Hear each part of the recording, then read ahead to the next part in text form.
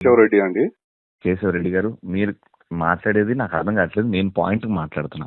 ఇది మీ basically point నేను కానీ సుధీర్ కానీ రెడ్డి గారు వినండి. చెప్పండి.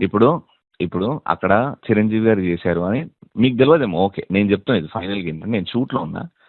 ఇప్పుడు నేను కానీ సుధీర్ కానీ మాకు అది చూపించి ఇది చెయ్యాలి అన్నారు. చిరంజీవి గారే చేశారు కదా, అప్పుడు ఏమనలేదు. అంటే నందీశ్వరుణ్ణి తెచ్చిపెట్టినప్పుడు మేము షూస్ కూడా ఇప్పేసి స్టేజ్ మీద ఉన్న వాళ్ళందరి చేత షూస్ ఇప్పించేసి, ఎందుకంటే దేవుడు ఉన్నాడు కాబట్టి షూస్ ఇప్పించేసి మేము ఆ స్కిట్ చేసాం.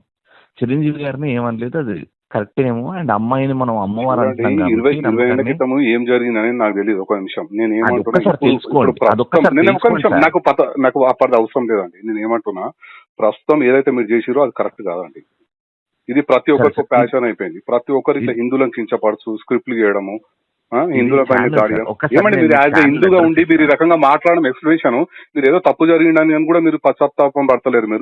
మీరు ఎట్లా మాట్లాడుతున్నారండి, నాకు అర్థం కాదు. మరి నాకు తప్పని చెప్పండి సార్. అది 100% తప్పండి. చేసిన తర్వాత ఇప్పుడు మీరు నాకంటే మినిమం ఒక 10 సంవత్సరాలు పెద్దగా ఉంటారు. ఇప్పుడు మీరు అప్పుడే చిరంజీవి గారు చేసిన దానికి ఇప్పుడు యూట్యూబ్ లో ఉంది అది చిరంజీవి గారిది. మేమన్నా తీసేసినాం, మీ మీద మర్యాదతో తీసేసినాం. ఏది ఆ వీడియోనే తీసేసినాం. ఎప్పుడు మేము చేసింది ఇప్పుడు మీరు పెట్టింది తీసేసినాము. మరి హిందూ సమాజానికి క్షమాపణ చెప్పండి, మళ్ళీ తప్పేముందల్లా చెప్పరు. అట్లా ఇగో హార్ట్ అవుతుంది కదా. ఇప్పుడు ఇంతమంది హిందువులు చూసే కదా మీరు ఈ స్టేజ్ వచ్చారు మీ షోలు. నేను ఏమంటే రవి గారు, ఒక్క నిమిషం, హిందూ సమాజం మొత్తం చూస్తేనే కదా మీరు ఈ స్టేజ్ వచ్చారు. మీరు తప్పు జరిగినప్పుడు హిందూ సమాజానికి క్షమాపణ చెప్పడానికి తప్పేముందండి? మీకంటే ముందు 20 మందికి ఎక్స్ప్లెయిన్ చేసినాము. 20 మందికి ఎక్స్ప్లెయిన్ చేసినాము. మీరు నంబర్ నాది ఏడు నుంచి తీసుకున్నారో అక్కడ నుంచి నాకు సుధీర్కి వస్తే మేము 20 మందితో మాట్లాడాం. మాట్లాడాలండి. మన తప్పు జరిగినప్పుడు ఫోన్ చేస్తారు కదా, ఎవరైనా సరే చేస్తారు కదా. హిందువే కదా, మీరు కూడా హిందువే. రవి గారు మధ్యలో ఇగో వస్తుంది. రవి గారు ఒక్క నిమిషం, మీరు కూడా ఒక హిందువే కదా. నేను ఇండియన్ సార్. మీరు ఇండియన్, హిందూ కాదైతే.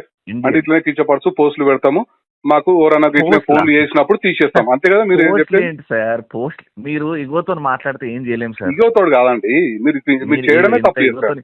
మీరు చిరంజీవి గారు చేసిరంటే నాకు తెలియదు అంటారు. ఇప్పుడు చిరంజీవి గారు రవి గారు ఒక్క నిమిషం, మేము సినిమాలు చూసుకుంటా కూర్చోమండి, మాకేం ఇది లేదు. మీ మా దృష్టికి వచ్చింది కనుక